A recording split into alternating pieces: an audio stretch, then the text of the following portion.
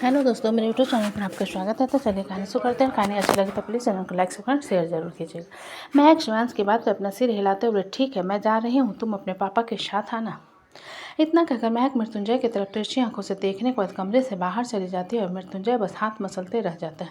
शिवांश महक के जाने के बाद मृत्युंजय की तरफ देखते बोले, क्या हुआ? मृत्युंजय शिवांश की बात सुनकर जाकर बिस्तर पर बैठते, कुछ भी तो नहीं हुआ, लेकिन तुम एक बात बताओ, तुम्हें तुम्हारी मम्मी कैसी लगती है? शिवांश मृत्युंजय की बात पर उसके पास आते हुए, क्यों आपको नहीं पता कि मम्मी कैसी है? शिवांश के जवाब पर मृत्युंजय मुंह बनाते हुए, मूड स्विंग होते रहते हैं उसके, लेकिन फिर भी प्यारी हैं। मृत्युंजय के बाद सुनकर शिवांश अपना सिर हिलाते हुए उसके पास आकर, डैड मुझे आपसे कुछ पूछना था। शिवांश के इंटरेस्टेड चेहरे को देखते हुए मृत्युंजय आंखें चढ़ाकर बोला, क्या पूछना था?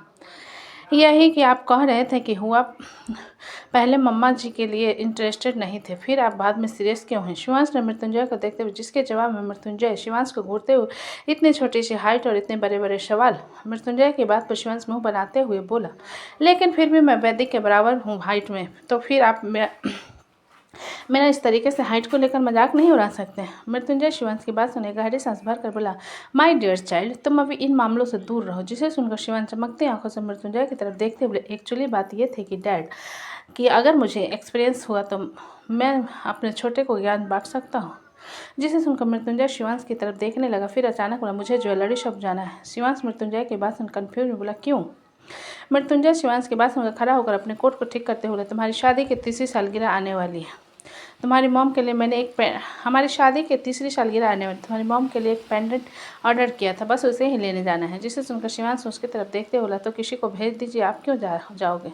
मृत्युंजय शिवांश की बात सुनकर उसकी तरफ देखते बोला, शिव कभी कभी कुछ काम खुद भी करना चाहिए। ये सुनकर शिवांश अपना सिर हिलाता हुआ, तो मैं भी जाऊँगा आपके साथ। तभी वैदिक एकांश को अपनी गोद में उठाया, वहाँ आते हुए बोला, कौन कहाँ जा रहा है? वैदिक की बात पर शिवांश उसकी तरफ देखते हुए, मैं डैड के साथ ज्वेलरी सब जा रहा हूँ। जब पीछे से दीपांजलि आते हुए बोले, मुझे भी जाना है। दीपांजलि की आवाज़ से मृत्युंजय उन लोगों की तरफ देखते हुए बोला, तुम सब लोग कहाँ जाओगे मेरे साथ? जाओ जाकर संगीत एंजॉय करो। शिवांश मृत्युंजय की बात सुनकर बोला, नहीं मुझे आपके साथ जाना है। मृत्युंजय शिवांश की बात सुनकर कुछ कहने लगा, जब एकांश जोर जोर से रोने लगा। एकांश की रोने की आवाज़ पर मृत्युंजय गहरी सांस भरकर वैदिक के गोद में से एकांश को ले लेता है, जहाँ उसकी आंखों में बड़ी बड़ी आंसू की बूंदें थे। मृत्युंजय एकांश के आंसुओं को देखते हुए उसे झुलाते हुए शिवांश की तरफ देख कर बोला, चलो चलते हैं सभी, यहाँ पर शोर शराबे में मुझे भी घुटन हो रही है। दीपांजलि मृत्युंजय की बात सुनकर उसकी तरफ देखते हुए बोली, फूफा जी आप हमें मोमोज खिलाओगे? जिसे सुनकर मृत्युंजय अपना सिर हिलाते हुए, खाओगे तो जरूर खिलाऊंगा। ये सुनकर दीपांजलि अपना सिर जल्दी से हिला देती है, तो मृत्युंजय सभी बच्चों को लेकर नीचे आ जाता है। मृत्युंजय नीचे आकर देखता है तो सभी संगीत में बिजी थे। तभी वहाँ पर समृति और अव्यक्त भी दौड़ते हुए आ जाते हैं। उनके साथ रिद्धम भी था, क्योंकि राजीव भी रिद्धिमा के साथ शादी अटेंड करने के लिए आया था। रिद्धम मृत्युंजय के सामने खड़ा होकर बोला, कहाँ? मृत्युंजय रिद्धम की बात सुनकर बोला, दुकान जा रहा था, तुम भी चलोगे? अव्यक्त रिद्धम के हाथ को पकड़कर बोला, मी टू। शिवांश और वैदिक रिद्धम और अव्यक्त को उठा लेते हैं, जिसे देखकर समृति रोते बोले, मी टू। समृति मृत्युंजय और बाकी सब लोगों के साथ ज्वेलरी सब जाने के लिए रो रही थी। जब वहाँ पर शोभित आकर मृत्युंजय से बोला, बच्चा पार्टी लेकर कहाँ जा रहे हो? शोभित के सवाल पर मृत्युंजय उसकी तरफ देखते हुए बोला, तुम कुछ कर रहे हो क्या? मृत्युंजय की बात पर शोभित एक नजर वहाँ पर सबको डांस करता हुआ देखने के बाद अपना सिर नहीं में हिलाकर बोला, नहीं बल्कि बोर हो रहा हूँ, लेकिन आप कहाँ जा रहे हो? शोभित की बात सुनकर मृत्युंजय अपना सिर हिलाते हुए बोला, मुझे भी ये शोर शराबा अच्छा नहीं लग रहा, इसलिए मैं ज्वेलरी सब जा रहा हूँ, चलोगे? मृत्युंजय की बात पर शोभित अपना सिर हिलाते हुए समृति को अपनी गोद में उठाकर बोला, अच्छा इसलिए रो रही है ये, चलो मैं भी चलता हूँ। मृत्युंजय शोभित की बात सुनकर अपना सिर हिला देता है और वह उसके साथ बाहर सारे बच्चों को लेकर चला आता है। तो शोभित समृति को अपनी गोद में बैठाए ड्राइविंग सीट पर बैठते हुए मृत्युंजय की तरफ देख कर बोला, आप बैठ सीट पर बैठ जाओ, बैक सीट पर बैठ जाओ, सामने शिवांश बैठ जाएगा या फिर वैदिक? दीपांजलि शोभित की बात सुनकर बोला, मैं भी रिद्धम को पकड़ कर बैठ सकती हूँ पीछे, मैं बड़ी हो गई हूँ। दीपांजलि की बात सुनकर शोभित अपना सिर हिलाते उसके लिए पैसेंजर सीट का दरवाजा ओपन करते हुए बोला, बैठ जाओ। दीपांजलि शोभित की बात सुनकर मुस्कुराते हुए जाकर पैसेंजर सीट पर बैठ जाती है, तो वैदिक दरवाजा बंद कर देता है और सभी लोग आ जाते हैं। बैक सीट पर एकांश अभी भी मृत्युंजय की गोद में था। शोभित अपना सीट बेल्ट लगाने के बाद समृति को अपनी गोद में बैठाते हुए बोला, बदमाशी बिल्कुल नहीं, वरना खिड़की से बाहर फेंक दूंगा। शोभित की धमकी को सुनकर समृति मुंह बनाकर उसकी गोद में बैठी रहती है और मृत्युंजय शोभित को घूरते हुए कहता है, मेरी बेटी को धमकी देने की तुम्हारी हिम्मत कैसे हुई? शोभित मृत्युंजय की बात सुन व्यू मिरर में उसे एक नज़र देखने के बाद अपना सर नहीं में हिलाकर गाड़ी स्टार्ट करता है और वहाँ से ज्वेलरी शॉप की तरफ भगा देता है। उधर होटल के अंदर बड़े धूमधाम से नित्या और करण के संगीत हो रहे थे। सभी लोग खुशी से संगीत एंजॉय कर रहे थे और नित्या करण के एक साथ बैठे हुए थे। जब नित्या की नज़र आरोही पर गई जो कि लगातार चित्रांग को ही घूरे जा रहे थे, जिसे देखते हुए नित्या धीरे से करण के हाथ को पकड़कर धीरे से बोली, सुनो। नित्या के छुअन पर करण उसकी तरफ देखते हुए बोला, क्या हुआ? ये कहते हुए करण की नज़र नित्या के नज़रों पर गई जो कि उसे नहीं बल्कि आरोही और चित्रांग को देख रही थी। जिसे देखते हुए करण एक नज़र आरोही और चित्रांग को देखने के बाद बोला, वो सिर्फ देख रही है। नित्या करण की बात सुन उसकी तरफ देखते हुए, वो सिर्फ देख नहीं है रही है, उसके दिमाग में कुछ चल रहा है। करण नित्या की बात पर सुनकर बोला, तो तुम क्या चाहती हो? मैं जाकर उसे यहाँ सबके सामने डांट लगाऊं? नित्या करण की बात सुनकर आरोही और चित्रांग की नजरें हटाकर करण को घूरते हुए बोली, मैंने ऐसा कहा? क्या कहा तो तुमने? और क्या कहा? कुछ कहा ही नहीं। करण ने आंखें चढ़ाते हुए पूछा, जिसके जवाब में नित्या एक आह भरते हुए, डू यू नो? करण नित्या की बात को बीच में काटते हुए, डू यू नो मैं तेनू किन्ना प्यार करदा, डू यू नो? मैं तेरे उत्ते किन्ना मरदा, डू यू नो? तेरे लाड में ता पिंड चाटा था। जिसे सुनते हुए नित्या करण के मुंह पर हाथ रखकर बोली, तुम्हें तो बस हर बात को मजाक में लेना होता है। ये सुनकर करण नित्या के हाथ को चूमते हुए उसके हाथ को अपने होठों से हटाते हुए बोला, कल आधी रात और आज का पूरा दोपहर 2 इडियट्स के कारण खराब हो चुका था, सो प्लीज़ अब मुझे रिलैक्स होने दो। करण की बात पर नित्या अपना सिर हिलाते हुए, ठीक है ठीक है। ये सुनकर करण नित्या को डांस फ्लोर की तरफ इशारा करते हुए बोला, तुम्हें नहीं लगता कि हमें थोड़ा डांस फ्लोर की तरफ इशारा करते हुए बोला, तुम्हें नहीं लगता कि हमें थोड़ा डांस करना चाहिए? नित्या करण की बात सुनकर कुछ कहते उससे पहले मीरा उन लोगों के पास आकर बोली, बैठे बैठे सिर्फ डांस देखना है, करना नहीं है। नित्या मीरा की बात पर करण की तरफ इशारा करते हुए, मैं तो कह रही थी भाभी, ये है कि जो कह रहा है कि तुम मेरे घुटनों में दर्द हो रहा है। करण नित्या के लगाए इल्जाम को सुनकर आंखें बड़ी कर उसकी तरफ देखने जब उसे मीरा की आवाज़ सुनाई दी थी जो कह रही थी, जवानी आने की उम्र में तुम्हें बुढ़ापे का छत्र छाया लग रहा है। मीरा के बात पर करण अपना सर जल्दी में से नहीं में हिलाकर नित्या की तरफ इशारा करके बोला, उल्टा मैं इससे कह रहा हूँ कि चलो डांस करते हैं और ये मेरे ऊपर इल्ज़ाम लगा रही है। जिसे सुनकर मीरा अपना सिर हिलाते हुए, ठीक है, कोई किसी के ऊपर इल्ज़ाम मत लगाओ, चलो डांस कर लें। मीरा की बात सुनकर नित्या करण की तरफ देखते हुए स्टेज की तरफ इशारा करती है तो करण अपना सिर हिलाते हुए उसके साथ साथ चला जाता है और उन दोनों का स्टेज पर देखकर सभी जोर जोर से ताली बजाने लगते हैं। जब विकल्प अदिति के साथ जाकर सॉन्ग प्ले करते हुए थम्सअप दिखाकर बोला, शुरू करो। विकल्प की बात पर करण उसकी तरफ देखते हुए बोला, गाना क्या है ये तो बता। उसके इतना पूछते हैं सॉन्ग का म्यूजिक चलना शुरू हो जाता है, जिसको सुनकर करण नित्या के हाथ को पकड़कर उसे गोल घुमाते हुए गाना शुरू करता है। वहीं सभी लोग उन दोनों के डांस को देखते हुए ताली बजाने लगते हैं और नित्या और करण को डांस करता हुआ देखकर सभी लोग ताली बजा रहे थे। जब नित्या करण की तरफ देखते हुए रिलैक्स को बोलते हुए उसके पास आते हुए बोले, जिसे सुनते हुए करण नित्या के पीछे से गले लगाकर उसके साथ डोलते हुए बोला, उन लोगों के डांस के खत्म होने के बाद सभी लोग ताली बजाने लगते हैं। महक ताली बजाते इधर उधर देख रही थी जब उसके बगल में बैठी रसगुल्ला खाते हुए वैशाली उसकी तरफ देखकर बोली, क्या हुआ? इधर उधर कहाँ देख रही हो? जिस पर महक इधर उधर देखते हुए, मैं उन्हें और शिवांश को कमरे में छोड़कर आई थी, अभी तक नीचे नहीं आए उल। जिसके जवाब में अमृत पानी लाकर वैशाली को देते हुए महक से, तुम्हारा पति एक जगह कहीं टिकता है क्या? पता नहीं कहाँ चला गया। अमृत के बाद सुनकर वैशाली उसके हाथ से पानी लेते हुए, मिस्टर इंडिया होने वाला पेटीकोट पहनकर पता नहीं कहाँ चले गए। वैशाली की बात सुनकर अमृत उसे घूरते हुए, तुम जरा सेंस ऑफ ह्यूमर वाली बात कर सकती हो? तुम शाला सेंस वाली बात ही नहीं कर रहे हो और हमसे उम्मीद करते हो कि हम सेंस वाला बात करें? बकवास बात कर रहे हो। कहाँ गए बड़का भैया, बताओ। वैशाली ने अमृत को घूरते हुए, जिसके जवाब अमृत एक आह भरते हुए, मृत्युंजय ज्वेलरी सब गया है सभी बच्चों को लेकर। सभी बच्चों को लेकर मतलब?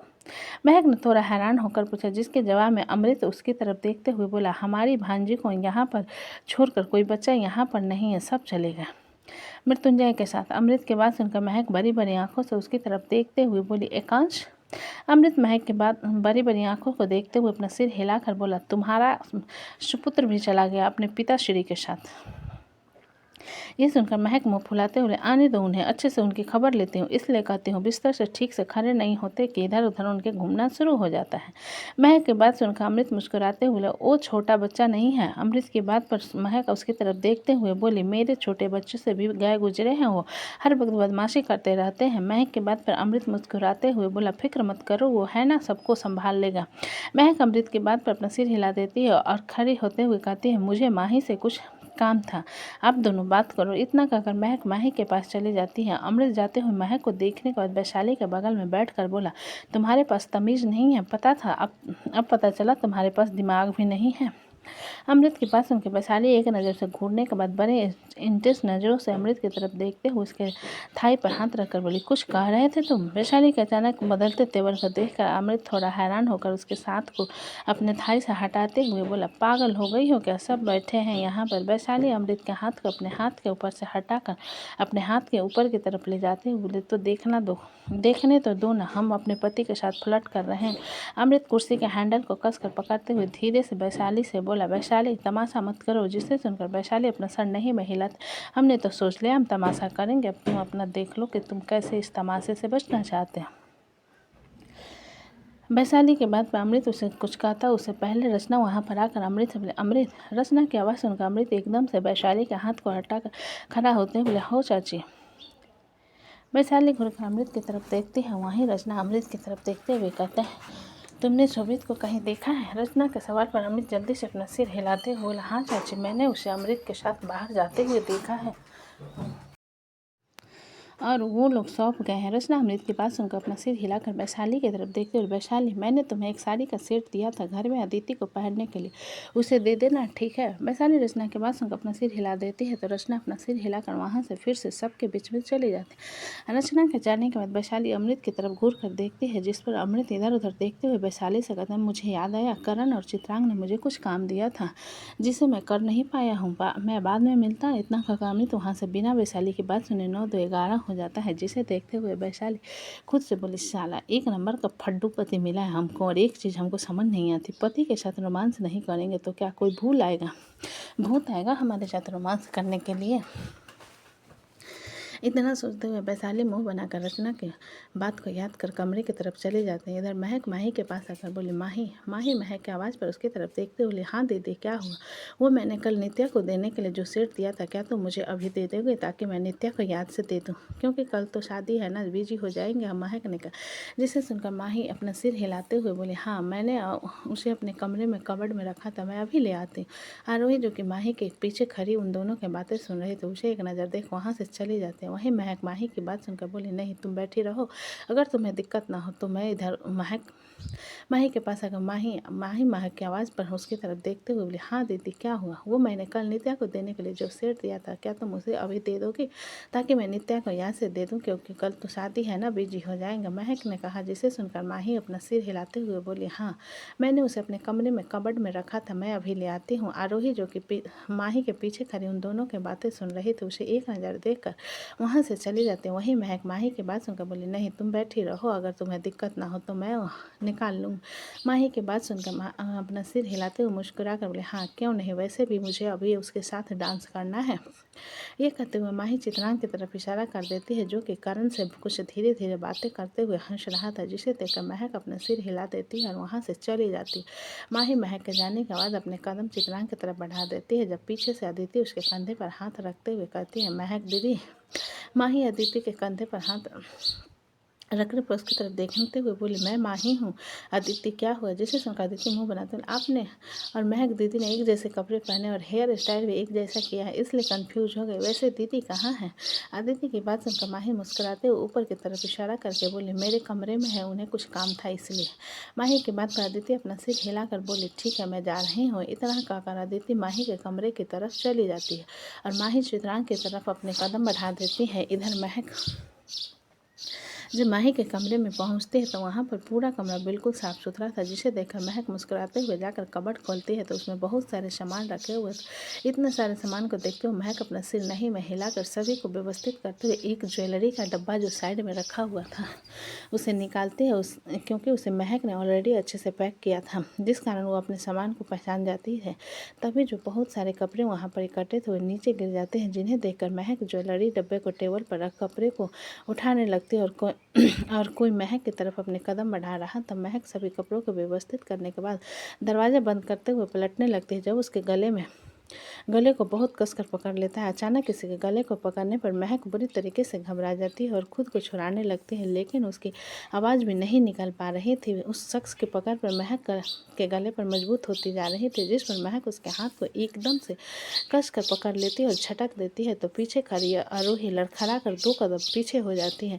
महक अपने गले को सहलाते हुए 2 बार गहरी सांस भरकर मुड़कर आरोही की तरफ हैरानी से देखते हुए बोली, दिमाग खराब हो गया है तुम्हारा, ये क्या कर रही थी तुम?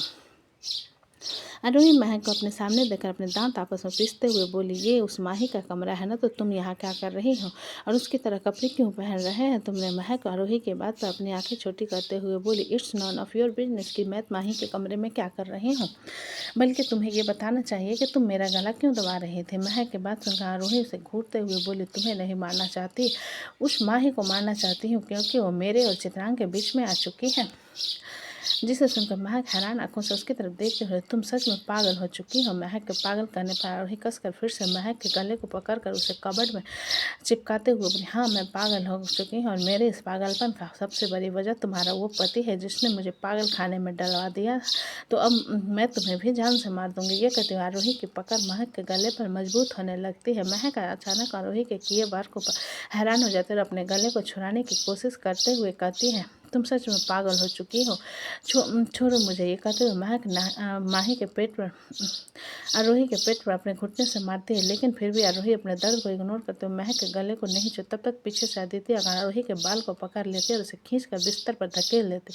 अचानक किसी के पीछे से खींचे आरोही की पकड़ महक के गले पर ढीली हो जाती है और वह पीछे की तरफ खींची चली जाती है। आरोही के गिरने के बाद अदिति जल्दी से महक को संभालते हुए बोली, दीदी आप ठीक हो ना? महक अदिति के बाद अपना सिर हिला देती है और आरोही की तरफ इशारा करते हुए कहती है, ये पागल हो चुकी है। अदिति महक के बात पर सिर घुमाकर आरोही के गुस्से भरी आंखों को घूरते हुए बोली, तुम्हारी हिम्मत कैसे हुई मेरी दीदी को मारने की कोशिश करने की? आरोही जो खुद को संभाल कर खड़ी हो चुकी थी अदिति की बात सुनकर बोली, क्योंकि तुम सबको एक दिन मरना है, वो भी मेरे हाथों से। आरोही के बात पर अदिति उसके पास जाकर एक झन्नाटेदार तमाचा उसके गाल पर जड़ देती है तो आरोही सीधा बिस्तर पर गिर जाती है और अदिति आरोही को गिरने पर उसके बाल को कसकर पकड़ते हुए बोली, एक बात बता देती हूँ, उम्र का लिहाज मैं उन्हीं का करती हूँ जो दूसरे का लिहाज करते हैं और तुम जैसे लोगों का तो बिल्कुल लिहाज नहीं करते। इतना कहा देती आरोही के जबड़े को कसकर पकड़कर उसे खड़ी करते हुए बोली, ये जितना तुम्हारा प्यार का पागलपन है ना, सब देखते हैं और सुनते आ रही हूँ। उतार तो जहाँ से तो बेहतर होगा। अदिति की बात सुनकर आरोही उसके हाथ को झटकते हुए गुस्से, अब तुम जैसी 1-2 कौड़ी की लड़की जो कि सारंग परिवार के बेटी के रेखा लो मुझे समझाएगी कि मुझे क्या करना चाहिए और क्या नहीं। आरोही की बात सुनकर अदिति का चेहरा गुस्से से लाल हो जाता है और उसे धक्का देकर मारने के लिए आगे बढ़ती है, जिसमें महक उसे पकड़ लेती है और पीछे खींचकर आरोही के गाल पर एक तमाचा रसीद कर कहती है, तमीज से बात करो। आरोही अपने गाल पर हाथ रखकर नफरत और गुस्से के लिए मिले जुले भाव के साथ महक और अदिति को घूरते हुए बोली, तुम दोनों से तो मैं निपट लूंगी मैं अच्छे से। फिर अदिति को उंगली दिखाते हुए बोली, और तुमसे भी। You can just wait and see, क्या करती हूँ तुम दोनों के साथ में। इतना कहकर आरोही दरवाजे की तरफ पलट कर देखती है जहाँ पर नित्या खड़ी हुई थी। नित्या को देखकर आरोही की आंखों में नफरत की आग और बढ़ जाती है और वहाँ से जाने लगती है, जिस पर नित्या आरोही की तरफ देखते हुए कहती है, इतनी नफरत क्यों? नित्या के सवाल पर आरोही रुक कर उसकी तरफ घूर कर देखते हुए बोली, सब तुम्हारी खुद की करनी की सजा है और उस सुधांशु अवस्थी के कारण तुम बच गई, लेकिन इस बार ऐसी मौत दूंगी ना तुम्हें कि मेरे भाई की जिंदगी से तो क्या उनके ख्वाबों से भी आने की हिम्मत नहीं करोगे तुम। इतना कहकर आरोही गुस्से से एक नज़र महक और अदिति को घूर कर कमरे से बाहर चली जाती है। महक जाती हुई आरोही को देखने के बाद नित्या की तरफ देखते हुए बोली, तुम्हारे लिए बेहतर होगा कि तुम इस पागल से दूर ही रहो। तो दोस्तों कहानी कैसी लगी मुझे कमेंट में लिखा, अच्छी लगी तो प्लीज़ चैनल को लाइक करें, सब्सक्राइब करें और ज़्यादा से ज़्यादा शेयर करें। कहानी को पूरा सुनने के लिए धन्यवाद।